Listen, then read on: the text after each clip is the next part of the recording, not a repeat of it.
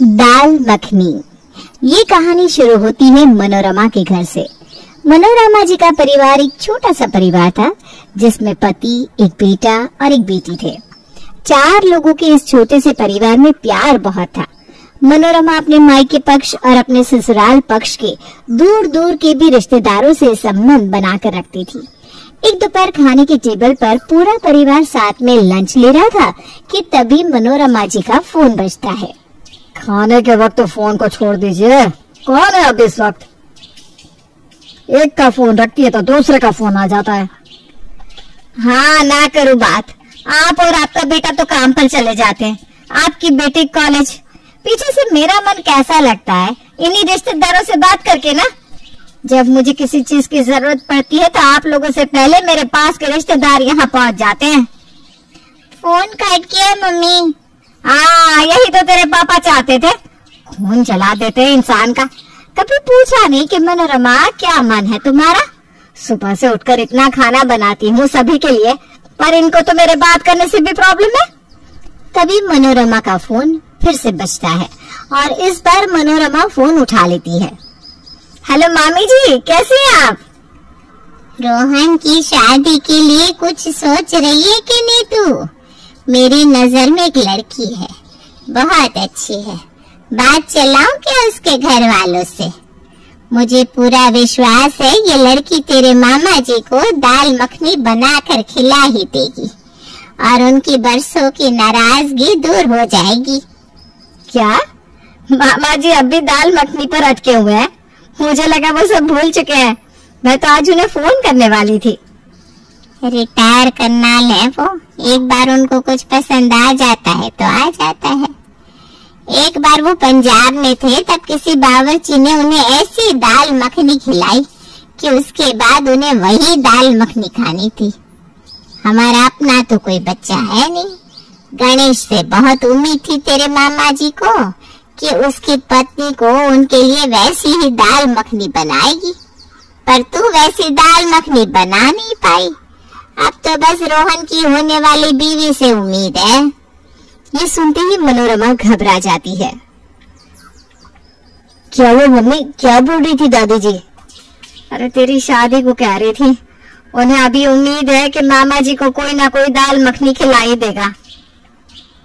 रोहन की मम्मी, लड़की को फाइनल करने का क्राइटेरिया हम यही रख देंगे कि लड़की अच्छी दाल मखनी बनाए, क्योंकि वैसे भी मामा जी के आगे पीछे कोई है नहीं। अगर हम उन्हें खुश रखेंगे तो सब कुछ हमारे बेटे को ही देकर जाएंगे।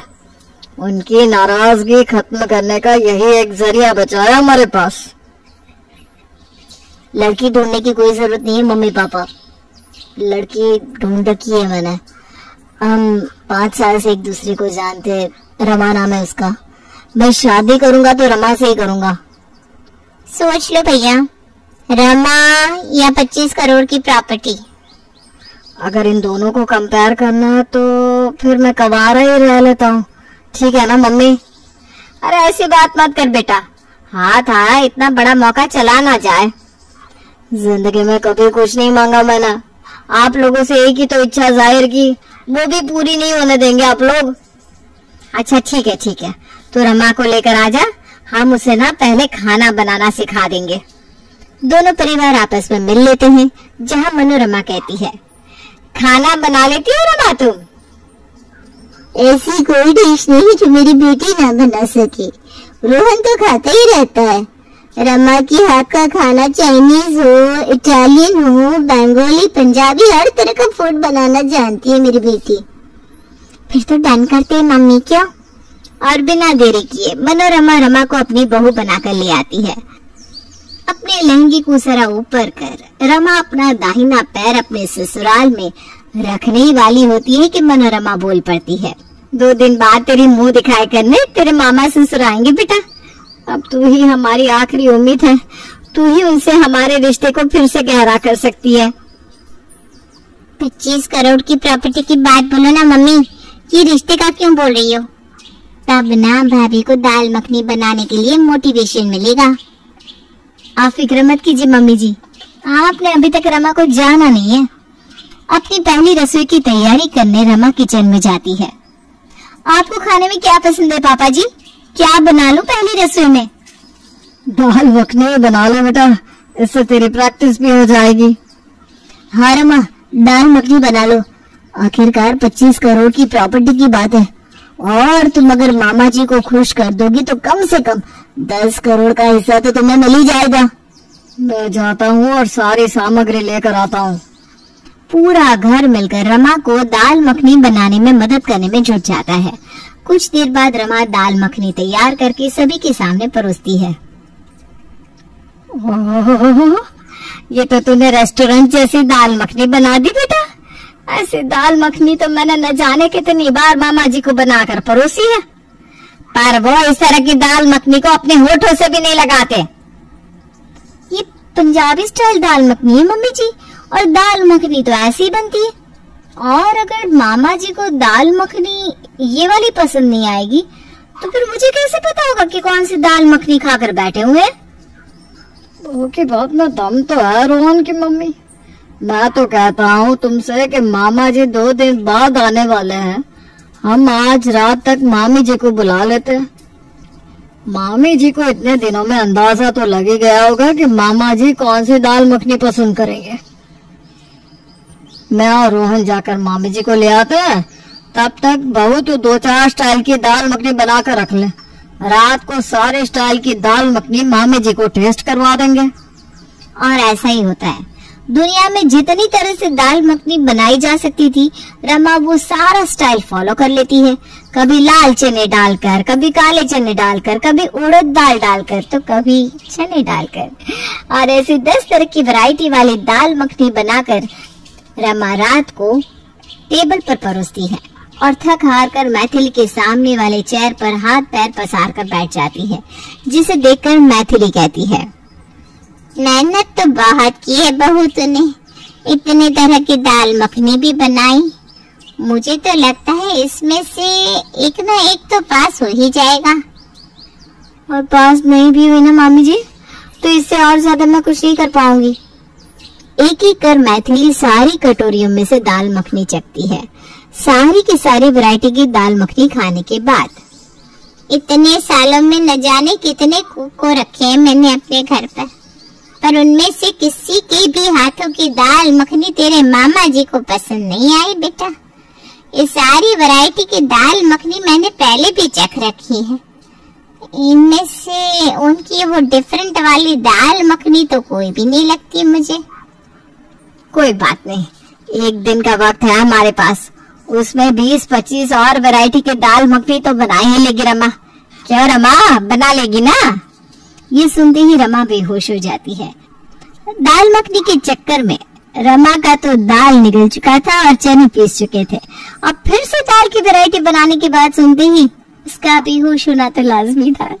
अगले सुबह, और कैसे बनती है दाल मखनी भाई? इतनी सारी वैरायटी की दाल मखनी बना दी, उसमें से भी कोई मामा जी की फेवरेट नहीं निकली। अब कैसे दाल मखनी बनाऊं? एक तो कल से कुछ खाया नहीं, घूम फिर कर दाल पीने बैठा देते हैं मुझे। आज से मैं कुछ नहीं बनाने वाली, नॉर्मल सी प्लेन दाल बना देती हूँ और चावल हो गया बस। और मखनी मैं नहीं ट्राई कर सकती, घर पर जिसे खाना होगा ये दाल चावल खा लेगा, नहीं तो बाहर से मंगवाए। और सुबह सुबह ही गुस्से में रमा प्लेन दाल और चावल बनाकर किचन से बाहर निकल जाती है। और फिर आता है वो दिन जिसका सभी को इंतजार था। गंभीर मामा अपने भतीजे के घर पहुंचते हैं। उसे देखते ही सभी उसके आगे पीछे ऐसे भागने लगते हैं मानो वो अपने साथ ही जायदाद के कागज लेकर आए हो। अरे रोहन की मम्मी देखो, मामा जी आ गए, पैर छुओ इनके। मैथिली जी, कह दीजिए इस लड़के से मैं इससे मिलने नहीं आया हूँ यहाँ। मैं तो बस अपने भांजे की बेटी की दुल्हन को आशीर्वाद देने आया हूँ। पापा मम्मी से बात मत कीजिए मामा जी, रखिए अपनी नाराजगी बरकरार, पर मुझसे और पूजा से तो नाराजगी नहीं है ना। अब चलिए अंदर, रमा आपके इंतजार में बैठी है। बहू, मामा जी आ गए, जल्दी से खाना लगाओ। ये सुनते ही रमा के ऊपर प्रेशर और बढ़ जाता है। दाल से नफरत हो गई है, इतनी तरह की दाल बनवा ली है इन लोगों ने मुझसे, उसमें से कोई फाइनल नहीं हुई। अब कौन सा फिर से दाल मखनी बनाकर जंग जीत लूंगी मैं? तभी रमा फ्रिज खोलती है, जहाँ उसकी नजर पिछले दिन की बासी दाल पर पड़ती है। उसे देखते ही वो सोचती है, दाल तो मामा जी ऐसे भी रिजेक्ट करने वाले हैं, तो क्यों मेहनत करो भाई, ऐसे ही कल ही तो नील पेंट लगाया है मैंने, यही दाल परोस देती हूँ। रमा फ्रिज से बहुत सारा बटर निकालती है और दाल के ऊपर डाल देती है और एक ताजा ताजा छौंक लगाकर उस दाल को बाहर मामा जी के पास ले जाती है। दाल 28 साल पहले वो दाल मखनी खाई थी मैंने, उसके बाद कभी ऐसी दाल मखनी खाने मुझे मिली नहीं। मैथिली ने भी न जाने कितने रेस्टोरेंट की दाल मखनी घर पर मंगवाए, पर वो स्वाद मुझे आया ही नहीं। कोई विश्वास नहीं करेगा, पिछले 12 सालों से दाल छुआ भी नहीं मैंने, पर ये खाऊंगा क्योंकि मेरी प्यारी बहू लेकर आई है तो टेस्ट करना तो बनता ही है। और जैसे ही गंभीर उस दाल को टेस्ट करते हैं, अरे वाह वाह वाह वाह, यही तो है वो दाल मखनी जो मुझे खानी थी। मैथिली मेरा चेकबुक लेकर आओ, कम से कम 5,01,000 रुपया तो मैं अपने बच्चे के हाथ में रखूंगा ही। और क्या था, वो चमत्कार हो जाता है जो किसी ने ना सोचा था। दाल मखनी खाने के बाद गंभीर इतना खुश हो जाता है कि अपनी जायदाद रमा के नाम करके चला जाता है।